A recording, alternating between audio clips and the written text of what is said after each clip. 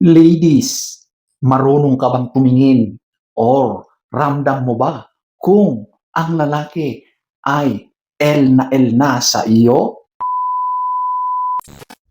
Hello guys! So, ang topic natin for today, mga signs na ang lalaki ay gustong-gusto ka ng katalik. Okay? Ibig sabihin, yan na ay gigil na sa'yo at gusto nang maka-score. So, kung gusto mong malaman ang mga ito, panoorin mo ito.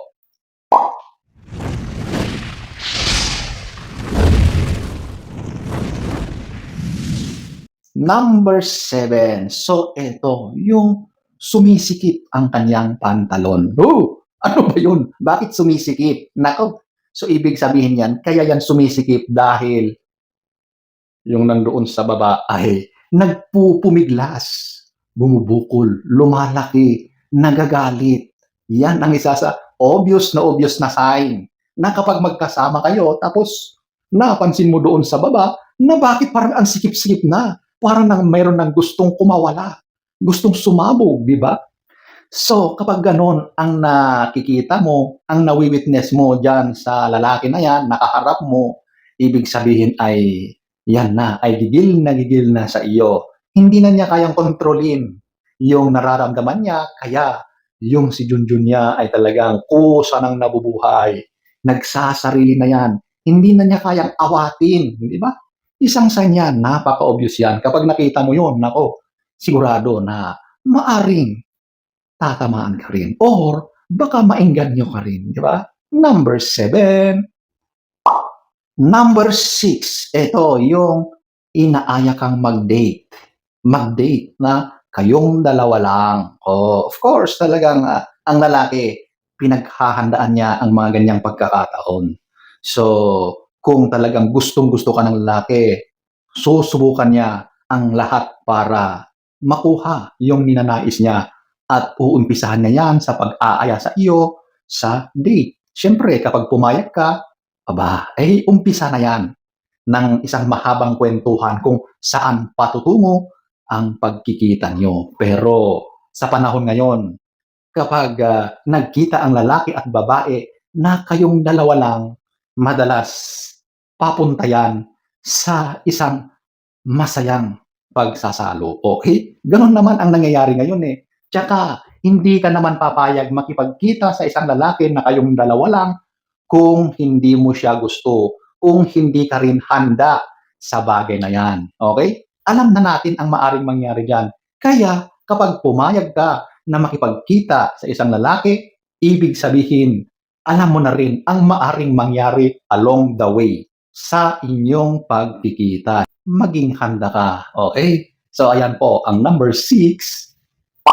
Number 5, ito yung sobrang pagpupuri. So ito yung talagang pinupuri ka sa mga physical mong katangian, lalong-lalo na ang iyong kagandahan, ang iyong talagang kaseksihan, ang kaakit-akit mong itsura.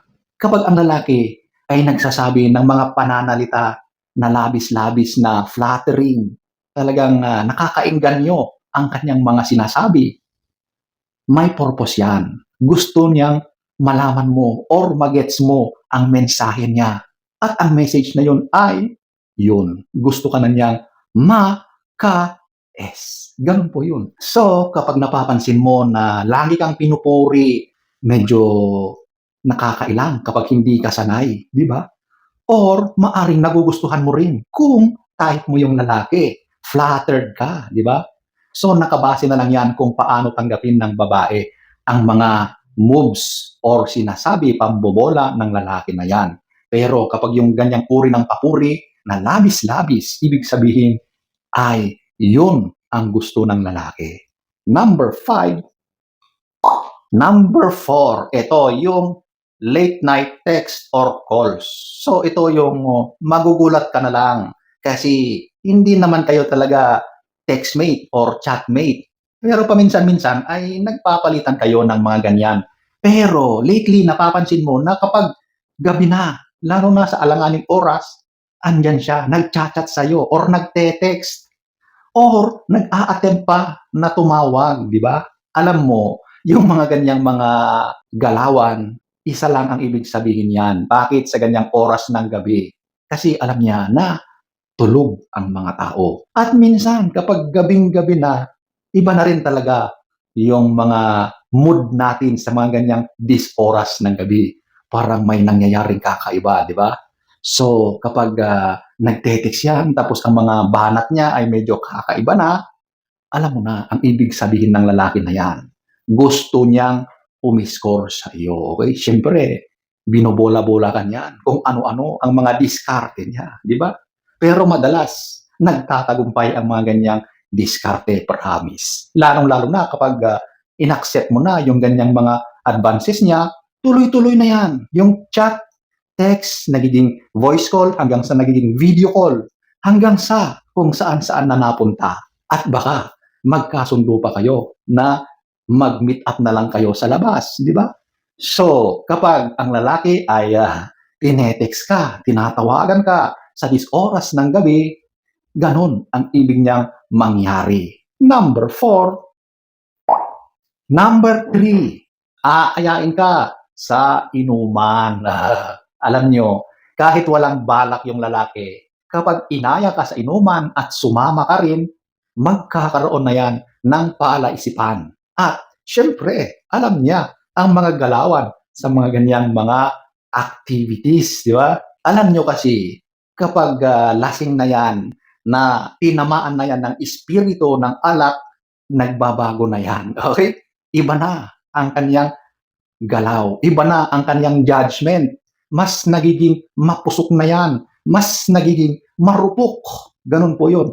Kaya kapag alam niya na ikaw ay lasing na, naku, konting himas na lang yan, konting hawak, konting bola, naku, siguradong mataas ang chances na ikaw ay bibigay. Wala ka na sa tamang pag-iisip. Wala ka na sa tamang wisyo. Ika nga, kumbaga, distorted na yung reasoning, yung pag-iisip mo, medyo nag-iba na yung pagkatao mo. Di ba? Kung dati ay parang napakahinhin mo, ngayon nagbago na yung personality mo. So, kapag may balak talaga ang lalaki, sigurado kapag inaya ka sa inuman, sigurado na yan. Alam na this, okay? So, ayan po, ang number 3. Number 2, ito yung dikit siya ng dikit. So, mapapansin mo sa lalaki na gumagawa ng mga moves na ganyan kapag ramdam din niya na komportable siya sa iyo. Kumbaga, siguro okay na kung makipagbiruan sa iyo. Alam niyo ang lalaki, hindi naman agad-agad yan didikit ng didikit sa iyo kapag hindi pa na niya nakuha yung kiliti mo or nag-aalangan pa siya. So, kapag nag-move na ng ganyan ang lalaki, ibig sabihin ay parang nakakaramdam na siya na pwede na magparamdam siya ng kanyang mga ninanais. At yan ay sa pamamagitan ng kanyang pagdikit ng dikit sa iyo. So, maaring nalapit siya or didikit siya at kunwari nakikipag-usap sa iyo. Pero dahil sa sobrang dikit ng mga katawan ninyo, ay sinasadya niya yan para maramdaman kung ano rin yung magiging tugon mo. Kung hindi ka naman kumokontra, kung hindi ka umaangal, ibig sabihin ay maaring nagugustuhan mo rin yung mga advances niya. Yun na yung signal ng lalaki para diretsuhin ka na niya. Maaring hawakan ka na sa kamay or mas lalo siyang magiging agresibo sa kanyang mga galaw.